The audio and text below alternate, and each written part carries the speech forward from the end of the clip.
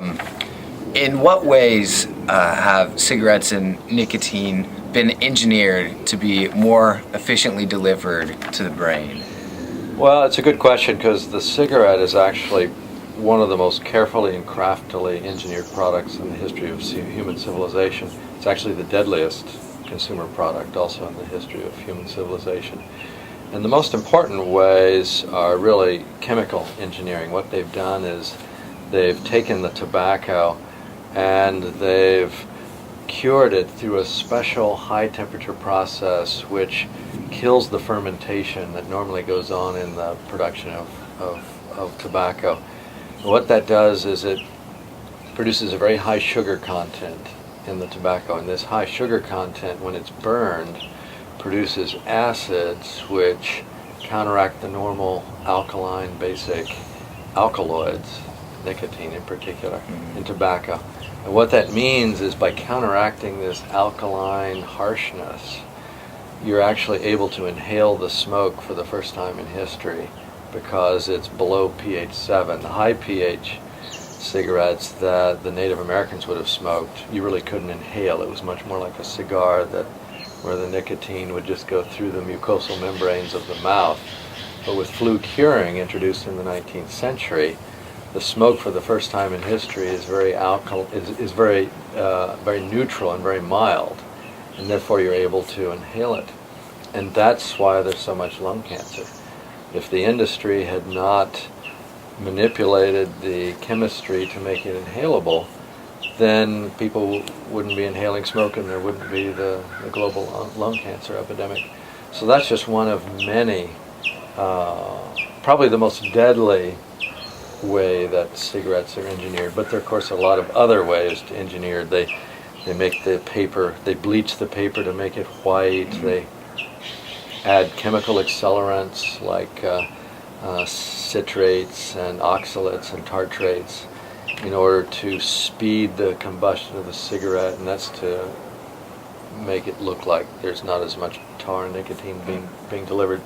So there are many ways they've actually manipulated, the most important of which are really the pH manipulation and sort of various optical design features that make it look safer than it really is. Great. And one of the main things that they're trying to do with cigarettes is to break that threshold that will keep people addicted to the nicotine. Is that right? That's right. Ultimate goal? Yeah, they could easily take the nicotine out. In fact, nicotine-free cigarettes were already being sold at the end of the 19th century. I mean, more than 100 years ago. Really? They keep the nicotine in because it's the only way they can keep people addicted. Nicotine is the reason people smoke. Almost all smokers actually wish they didn't smoke. They're addicted, and they'd much rather not be smoking. But the industry keeps the nicotine in there, manipulates its pH in order to keep people hooked, and that's why people keep smoking. And are there changes that are still being made now to fine-tune this drug delivery through a cigarette to make it even more effective? Well, there certainly are. I'm sure there are. The industry spends hundreds of millions of dollars on research. Some of that research is to make it look like the cigarettes are becoming less deadly. Some of it may be to make them more addictive. We really only know from the historical documents because, you know, a lot of this research is secret still. In fact, it's almost all still secret. And so all we really have is what we know from documents that have been released in subpoena. But certainly into the 1990s, they were still manipulating chemical design. All right. I believe you're a big proponent of smoking bans, right? Well, my first recommendation is that the industry keep its own promise, which repeatedly they said if anything were ever found to be hazardous about cigarettes, they would stop production tomorrow. So they have a choice, the people making this product have a choice, and they could easily produce food or some other less deadly product. So my first choice would be for them voluntarily to, stop producing the world's deadliest consumer product. But if they refuse and they show no signs of changing their behavior, then I think a lot of other policies could be put in place. One is taxation. There's a price elasticity of about 0.4 for cigarettes. So, for every $1 increase in price, there's like, a fraction fewer people who smoke. But if all of these other things fail, then I think it probably should be something that's withdrawn from the market. We've also heard that nicotine is a natural component of tobacco, or it adds to the flavor. Does that hold any weight? Well, there are two separate issues there. It's true that nicotine is naturally in most tobacco as it's grown. It's also true, though, that you can breed tobacco to either have very high nicotine content up to 8% by weight, all the way down to 0. Wow. So it's not a natural thing that there's a certain amount of tobacco. It's also true, though, that you can take it out of tobacco once you're manufacturing it. Nicotine is soluble just like any alkaloid, like caffeine or whatever, and that's why it's so easy to make tea or whatever. You just put it in water and the caffeine goes in. You can just soak tobacco and then nicotine will leave it. So they keep it in there on purpose, and it's definitely not for taste. It's very clear from the secret documents that that nicotine, when it's burned, has the taste of foul, rotten rubber. That's what R.J. Reynolds, scientists, called it. So in fact, they add all the sugars and menthol and everything to cover up the nicotine flavor, which is really bad. So people don't smoke for nicotine flavor, they smoke for the physiological addicting effect. How do you think tobacco legislation will change over the next decade or two?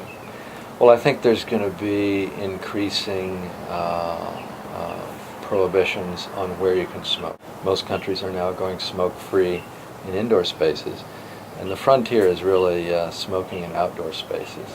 So there's 140 miles of California beaches that are now smoke-free. Those will expand. I expect you will see bans on outdoor smoking in places like New York City, because now with the indoor bans, people are all moving outdoors and smoking on the street. And so if you go through New York City, there's a tremendous amount of smoke on the street, and that's why New Yorkers have an extremely high nicotine metabolite level in their blood, even the non-smokers. You said that the cigarette is one of the most advanced, drug delivery devices ever created by human civilization. Are people that use chewing tobacco or pipes that, where the smoke is inhaled, are they as likely to become addicted because of nicotine? Or? Well, there's still a very good chance they'll become addicted, though it's not as addictive as smoking.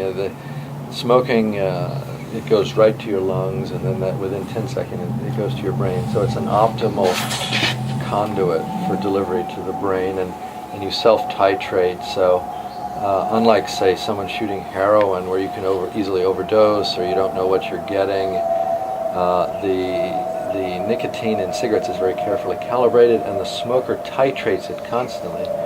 Remember, if you have 10 puffs per cigarette and you're smoking 20 cigarettes a day, that's 200 basically injections of a drug every day of the year for your whole life. So it's definitely the most common. No one does drug uses just constantly all day long, except for cigarettes. So it's really the most effective way to maximize addiction. And remember also that nicotine is as addictive as heroin or cocaine, so it has that effect as well. When you choose to smoke cigarettes, not only are you using the world's most deadly consumer product, you are also experiencing one of the most effective drug delivery devices ever created. Every cigarette is a customizable drug delivery experience. Dozens of titrations a day, delivering nicotine to the brain in just 7 seconds. It is the engineering of addiction. It is the engineering of death.